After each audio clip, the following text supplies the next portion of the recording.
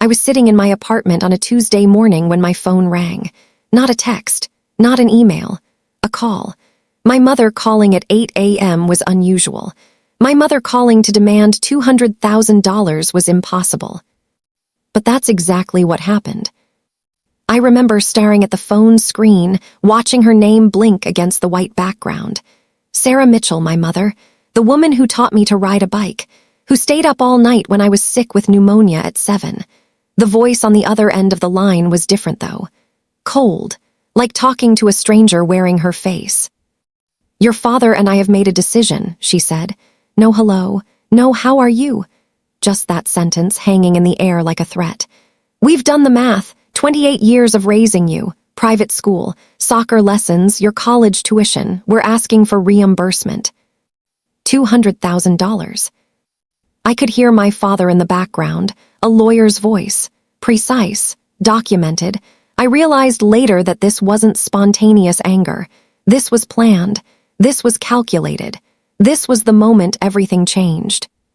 Before that Tuesday, my life was ordinary in the way that only hurts when you lose it. I'm 28 years old. My name is Emma Mitchell. I worked as a consulting auditor, ironic, I know, at a mid-level firm in Boston. Nothing glamorous. My apartment was a one-bedroom in Cambridge with a water stain on the ceiling I'd been meaning to paint over for 6 months. I had good intentions and bad follow-through, like most people. My parents lived 40 minutes away in Newton, a neighborhood of old money and older grudges. We had dinner together every Sunday. Sometimes my younger brother Jacob came. Sometimes it was just us. My mother would make lasagna. My father would complain about the Patriots. I would pretend to care about their country club gossip. I wasn't estranged from them. I wasn't close either. We were the kind of family that exists in the comfortable middle, text on holidays, awkward hugs at birthdays, that low-grade anxiety you feel before family events that usually dissipates by dessert. My childhood was stable, not warm, not cold, just stable. I remember my 8th birthday party, 12 kids in our backyard. My mother hired a clown. She didn't smile once. She was checking the snack tables, making sure the proportions were balanced. My father was inside working on a brief. They gave me a check for $100 and a card with my name spelled wrong. Charlotte instead of Emma. Neither of them noticed. I never mentioned it. That was the pattern. Provision without presence. Cost without connection. I had friends. An ex-boyfriend named Daniel who I dated for 3 years until he accepted a job in Denver. We ended on good terms, which is another way of saying we ended because neither of us wanted to fight.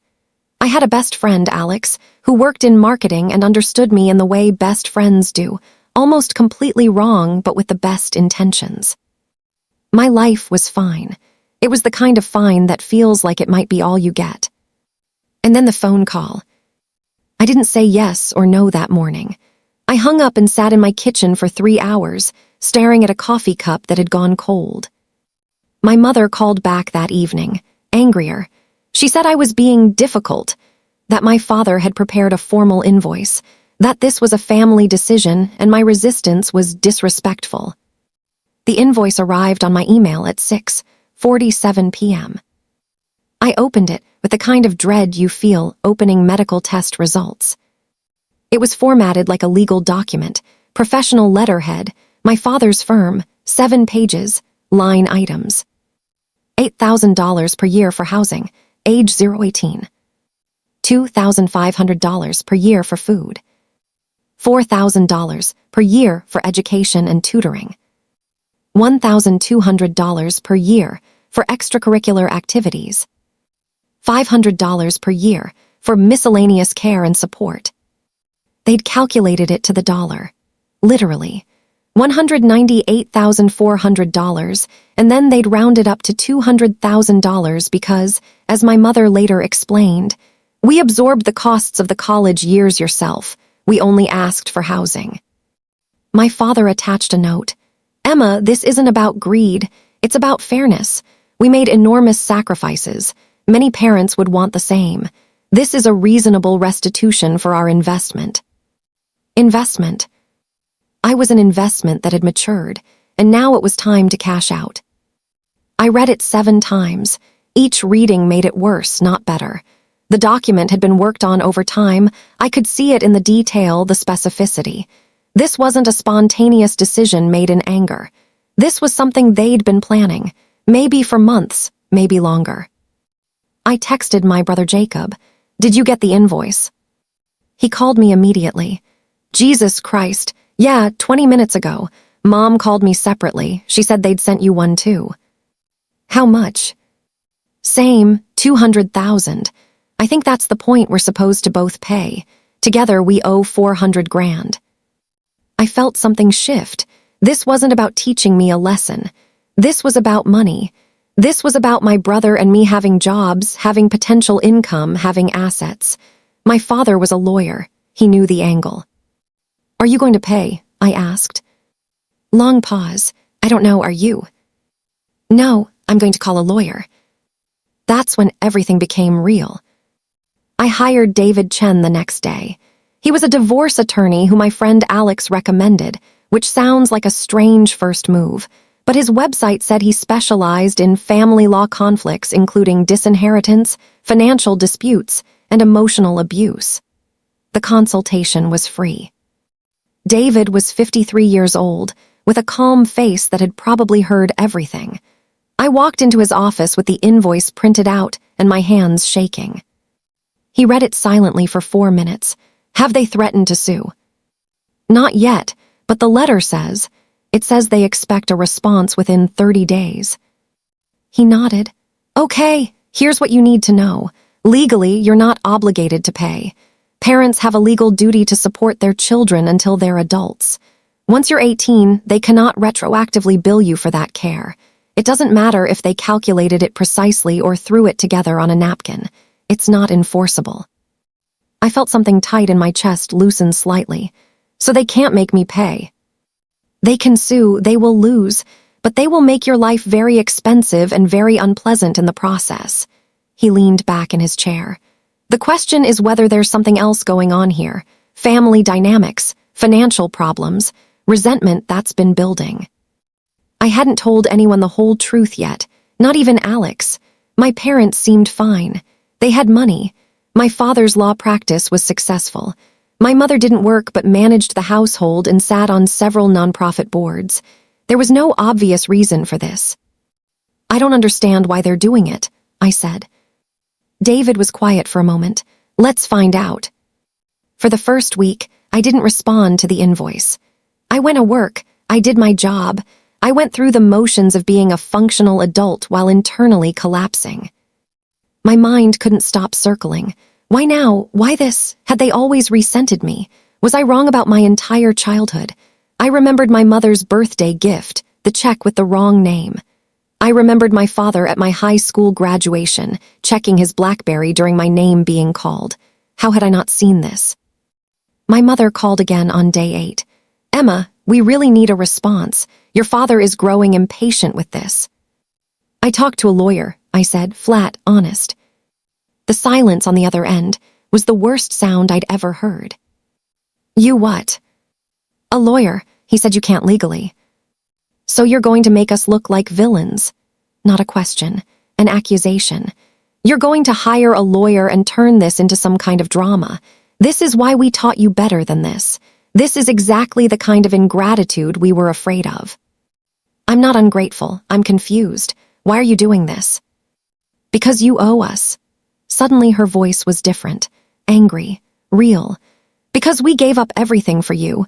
Because your brother is struggling and he needs help, and your father and I are tired of carrying this family. Because you have a job and a salary and you're living your life while we're still paying for your existence." "I'm paying my own rent. I have my own insurance. You went to private school on our dime. You got into a good college because we could afford to live in a good town with good schools. Every opportunity you've ever had is because of us. And what have we gotten? Phone calls once a week. Dinner on Sundays where you barely talk. You moved away, you made a life, and you forgot who gave you that life." I wanted to argue. I wanted to scream. Instead, I said, "I'll think about it." After I hung up, I understood something. They weren't going to change their minds. And if I didn't comply, they were going to make me the enemy. The campaign started subtly. A text from my mother on a Wednesday. Your father canceled his medication refill because of stress related to this situation. I hope you're happy. That was followed by a guilt-soaked email about their retirement timeline, how they'd been hopping to travel, but now they had to stay home and focus on protecting their legacy from ungrateful children. My father sent an email on Thursday with a list of opportunities I'd had because of them, each one itemized with the cost. It was 3 pages long. At the bottom, I'm not trying to hurt you. I'm trying to teach you that nothing in this world is free. Jacob called me on Friday. He was crying. They're saying if I don't pay, they're changing their will. They're not going to leave anything to any of us. They said if I support you against them, I'm choosing you over them. Jacob, they're trying to manipulate you. I know that, but Mom said. She said if Dad doesn't get his heart checked soon, we'll have that blood on our hands. Like he's going to die because we won't pay them. My brother wasn't weak. He was human, and they were very good at leverage. By day 15, I couldn't sleep. I'd lie in bed at 2 a.m. replaying conversations, trying to find the moment I'd failed them, because that's what manipulation does. It makes you look inward. It makes you assume the problem is you. I called in sick to work. I didn't have the energy to fake normal. Alex came over that afternoon with wine and bagels. I told her everything, all of it. The invoice, the pressure, the guilt about Jacob, the feeling that I was going insane. She listened, and when I was done, she said, "This is abuse." I remember looking at her like she was insane. It's not abuse, it's family drama. No, she said. This is financial coercion. This is emotional manipulation. This is your parents systematically making you feel guilty for existing. That's abuse. I wanted to defend them. I actually opened my mouth to, and then I stopped, because she was right. I realized I'd spent my whole life excusing their distance, their coldness, the way they measured their love in dollars and services rendered. This wasn't new. It was just honest. It was the cruelest honesty I'd ever received. By day 17, the crying stopped. I don't mean I got better. I mean something in me went completely still. I woke up one morning and looked in the mirror and saw someone I didn't recognize. Not because I'd changed physically. I had dark circles, I'd lost weight, my eyes were swollen. But because something behind my face was different. Empty, strategic, cold. I'd spent my whole life trying to earn their love through compliance, through gratitude, through being the kind of daughter who accepted that this was the best they could give. And now I understood. They didn't love me.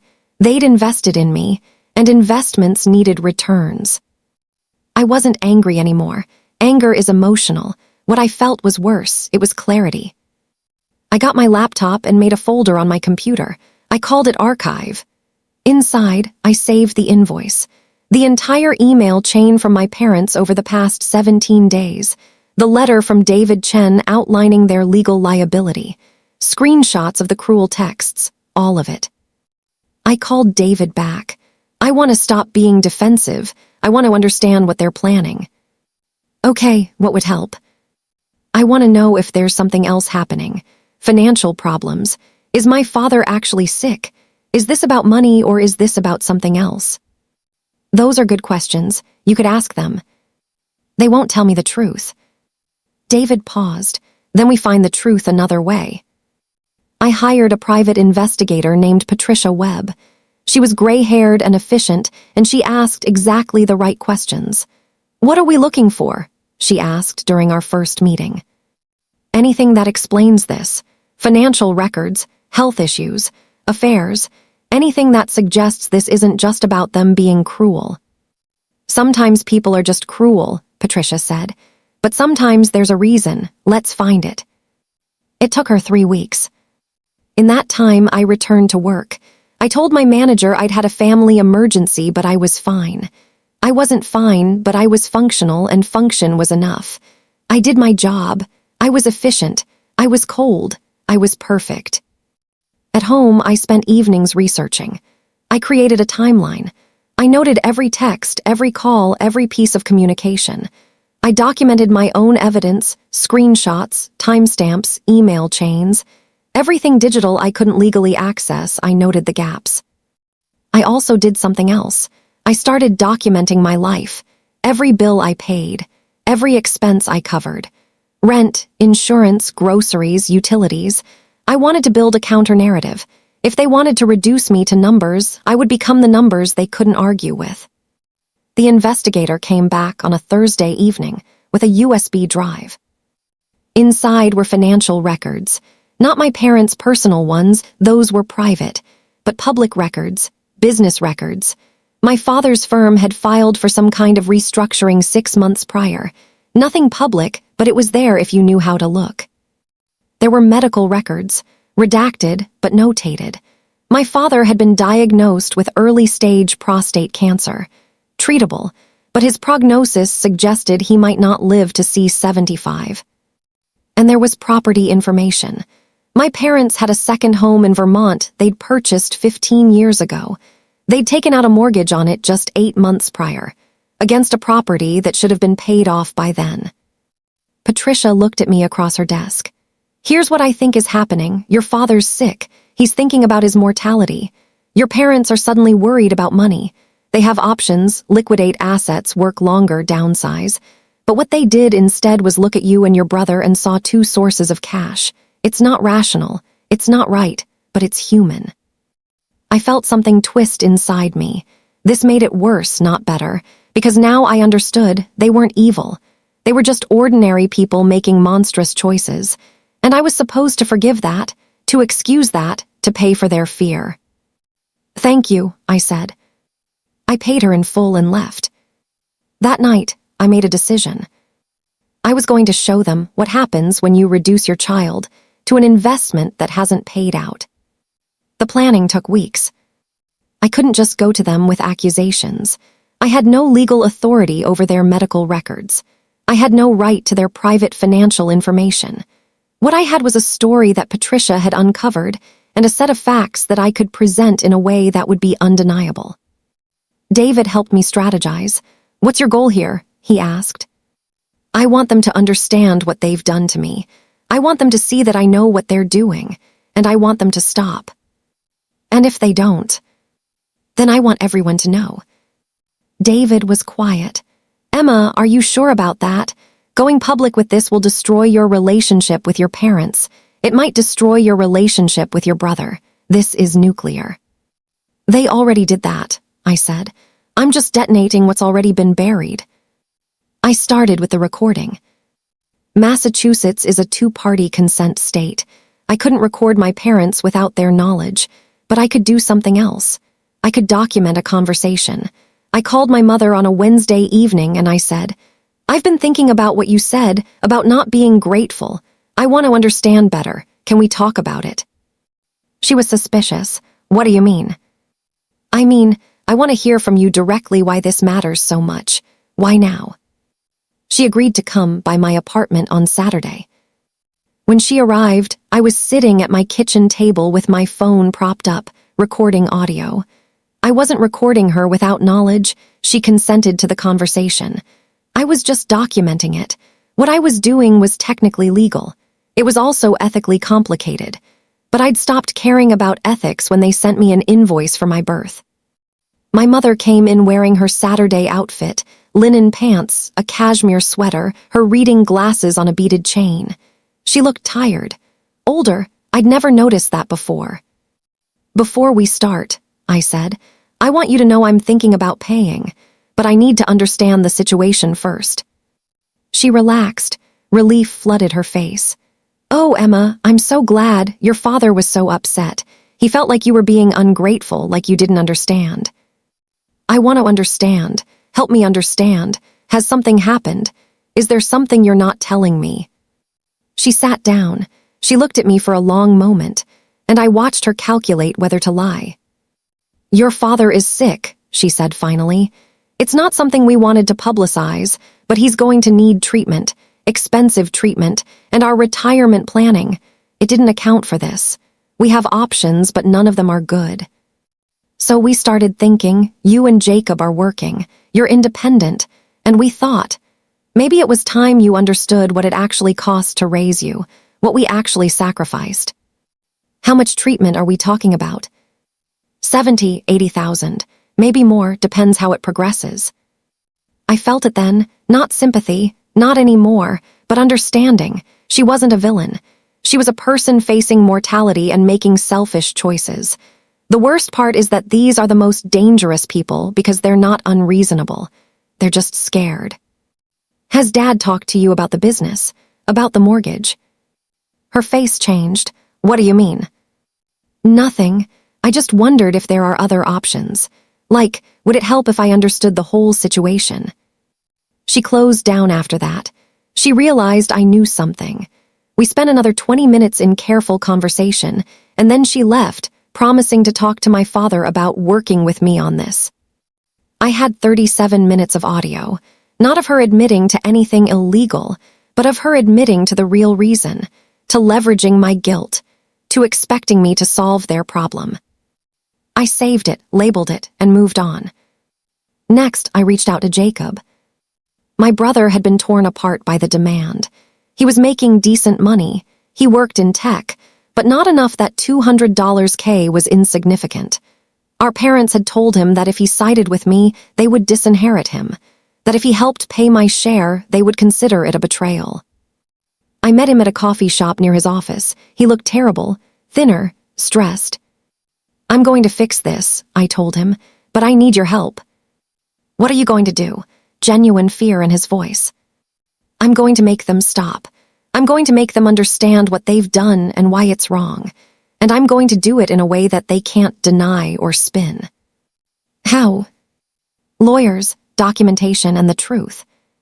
I told him about Patricia's investigation, about my mother's admission. I showed him the timeline of financial problems, and I asked him, do you want to keep being manipulated, or do you want to be free? He cried, I let him, and then he said, tell me what you need. What I needed was access.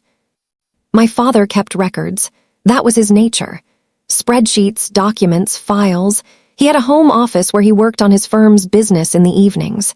He had a filing cabinet and a computer. What I was asking my brother to do was provide me with that information.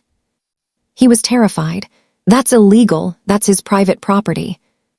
Is it? I asked. You live there, you could have access. You could photograph documents that are in plain sight. That's not theft. That's just observing. Emma, if he finds out. He won't. But he might, and my brother knew it. He was taking a real risk. He did it anyway.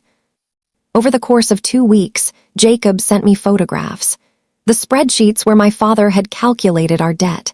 The emails between my parents discussing strategy. The medical bills.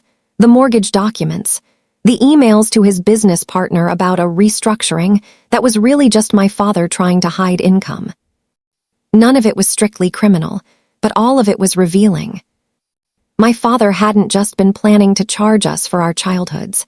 He'd been planning to use the money from that charge to cover his legal fees from a business dispute. We were the solution to his financial problem. I had everything I needed. I also hired a forensic accountant. Her name was Dr. Patricia Morse, and she was brilliant.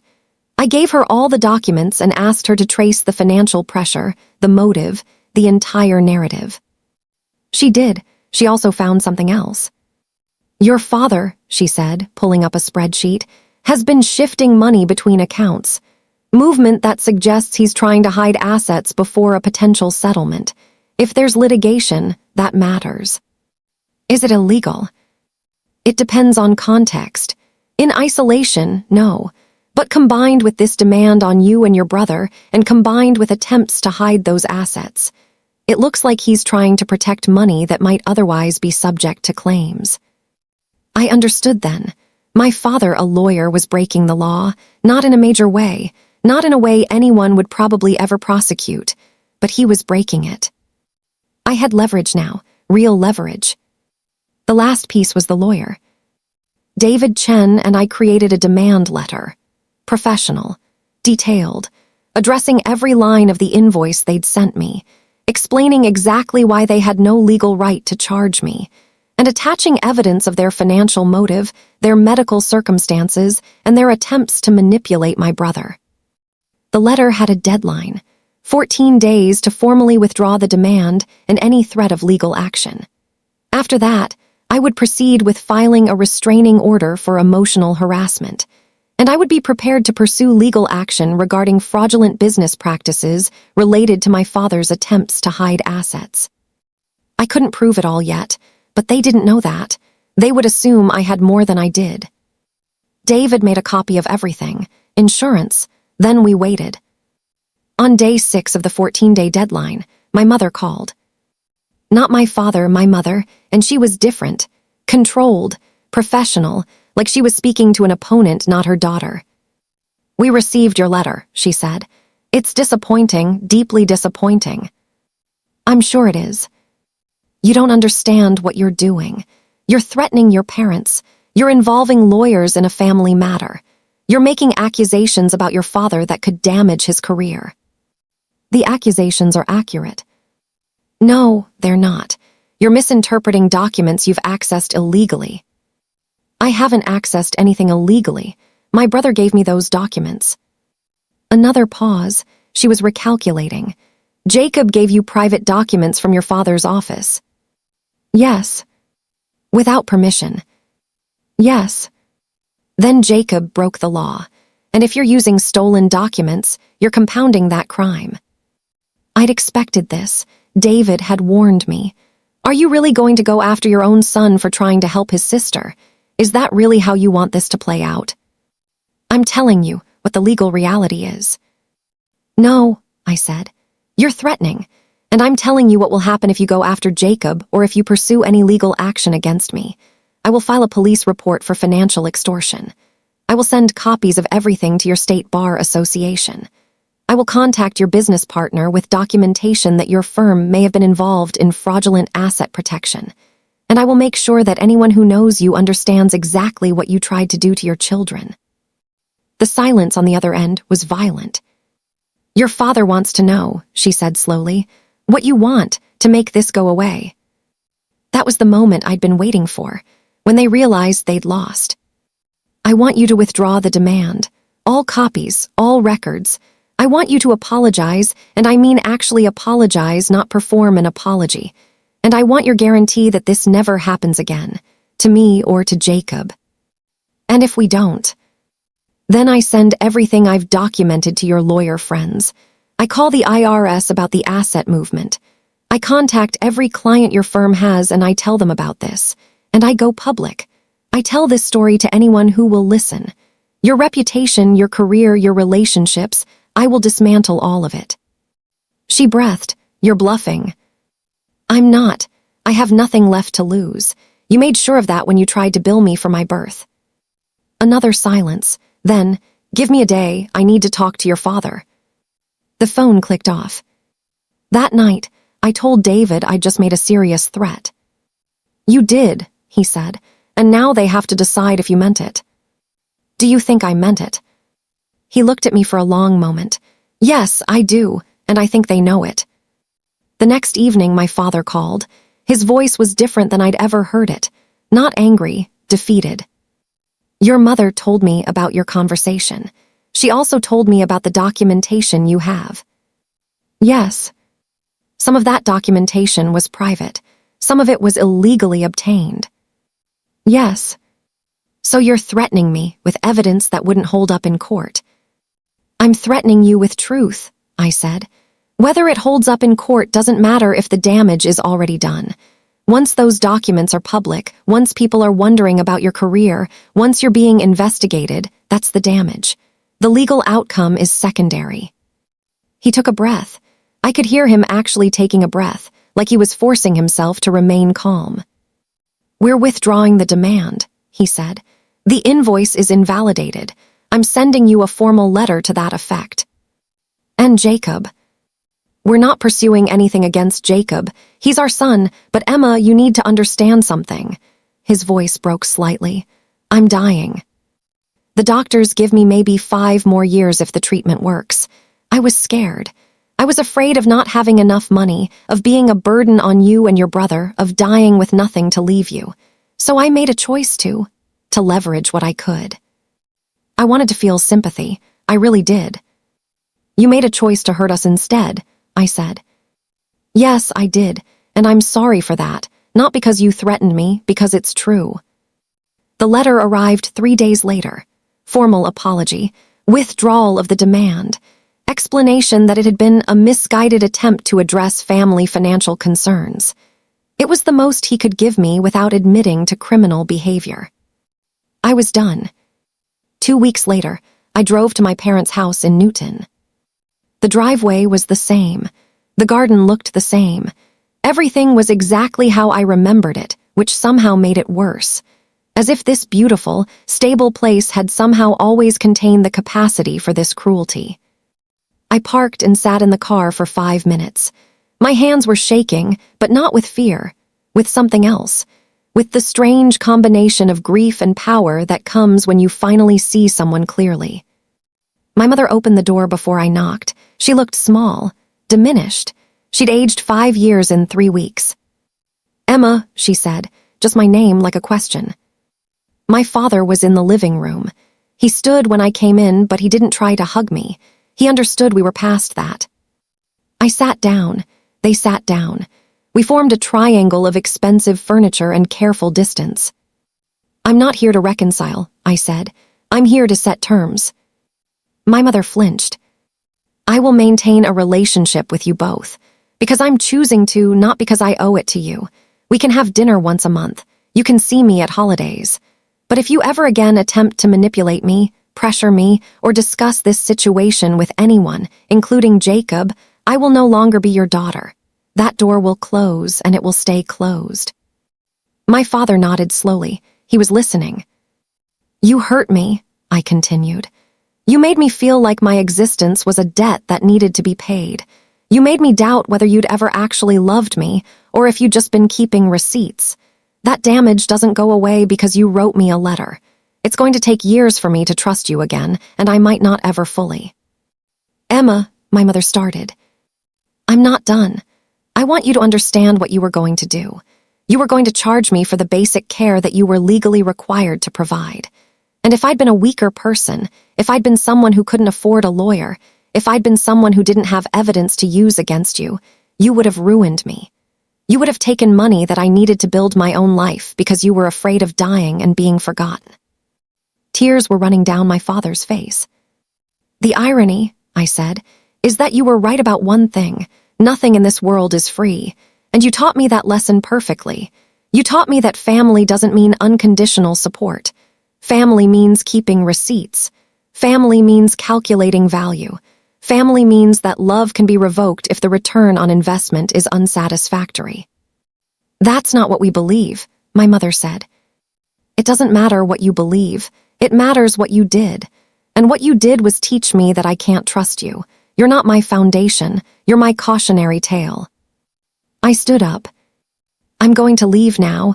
I'll see you at Christmas if you want me to be there. But we're going to need a lot of time before this feels normal again. And it might never feel normal. You need to make peace with that." Neither of them tried to stop me. As I walked to the door, my father said, "I don't know how to fix this." I paused. For a moment, I considered lying, telling him it was fixable, that time would heal this, that we could be what we were before. Instead, I said, "Neither do I, that's the real problem." Part 9, Revenge Justice Payoff. 38-40 minutes. What happened after was smaller than the moment I'd built toward, which is sometimes how revenge works. My parents' friends didn't find out about the invoice. I didn't send documents to the bar association. I didn't destroy my father's career or my parents' reputation. I had the material, but I'd realized something in that confrontation. What I actually wanted wasn't their destruction. What I wanted was for them to see me as a person, not an asset. And that moment in the living room, where they sat in silence, understanding what they'd done, that was the only victory that mattered. The real revenge was simpler. I went to therapy, not because I was broken, I wasn't, but because I needed to understand the difference between normal family conflict and what had happened to me. I needed help untangling the years of subtle emotional manipulation from the sudden, obvious cruelty. My therapist was named Dr. Sarah Chen, and in our first session, she said something I'd never forget. "It sounds like you're grieving, not the people you lost, the parents you never had." That was the thing, wasn't it? I couldn't hate the people who'd actually loved me, but I could grieve the parents who might have existed in a different world. The versions of them that would have wanted me just because I was theirs, without invoice, without calculation. My brother and I went to therapy together for a few sessions. We talked about what it meant that we'd almost been turned against each other. We talked about the strange loyalty that comes from shared trauma. We decided that we would protect each other going forward in a way our parents had protected their accounts. At work, I requested a promotion. I'd been passed over twice, but I'd never asked directly. I asked directly. I got it. My salary increased by 20%. I didn't need the money. I'd never been in debt, but it meant something. It meant I could build something that was entirely mine. I paid off my student loans 6 months early. I started saving for a down payment on a house. I joined a board at a nonprofit that worked with families in financial crisis. These weren't acts of revenge. They were acts of construction, building a life that my parents' money had nothing to do with. 3 months after the confrontation, I met someone. His name was Michael. He was a teacher. We met at the nonprofit board. He asked me to coffee, and I said yes. And for the first time in a long time, I didn't calculate whether he was worth the risk. I just took the risk. On our third date, he asked about my family. I told him the abbreviated version. He listened completely, and at the end he said, "That's horrible, and I'm really glad you're okay." "I'm not okay," I said, "but I'm going to be, and that's different." He nodded like he understood the difference. My parents and I texted occasionally. My mother sent me a birthday gift, a nice one but not expensive. My father sent an email about a work project, asking for my professional opinion on something. Small bridges, fragile ones. We had dinner together on Christmas. It was awkward. It was quiet. It felt like visiting distant relatives, not like coming home. But there was something honest in it. We weren't pretending anymore. We weren't performing. We were just 3 people trying to figure out how to be in a room together after one of them had asked the other 2 to pay for their existence. I didn't forgive them quickly. I'm not sure I've forgiven them completely even now. But I stopped waiting for them to be different. I stopped expecting them to be the parents I deserved. And once I released them from that impossible expectation, it became possible to see them as what they actually were. Scared people making selfish choices, but people nonetheless. The invoice never became public. The documentation stayed in my files. David Chen closed my legal case with a bill that wasn't huge, but wasn't insignificant. My parents didn't offer to pay it. I didn't ask them to. What happened instead was that I became someone who couldn't be leveraged by fear. Someone who wouldn't accept that love could be converted to debt. Someone who understood, finally, that she didn't need her parents' validation to build a worthwhile life. And one evening, about 6 months after the whole thing, I was sitting in my apartment, a nicer one that I was saving to buy, and I realized I hadn't thought about the invoice in days. That felt like winning. Not the dramatic kind of winning where everyone sees and applauds, but the quiet kind. The kind where you look in the mirror and recognize yourself again. The kind where you sleep without dreams of accounting. The kind where you trust yourself more than you fear their judgment. My father had been right about one thing, in the end. Nothing in this world is free. But the real cost isn't money. It's what you learn about people when they show you who they really are. And the real victory is deciding you're going to be okay anyway.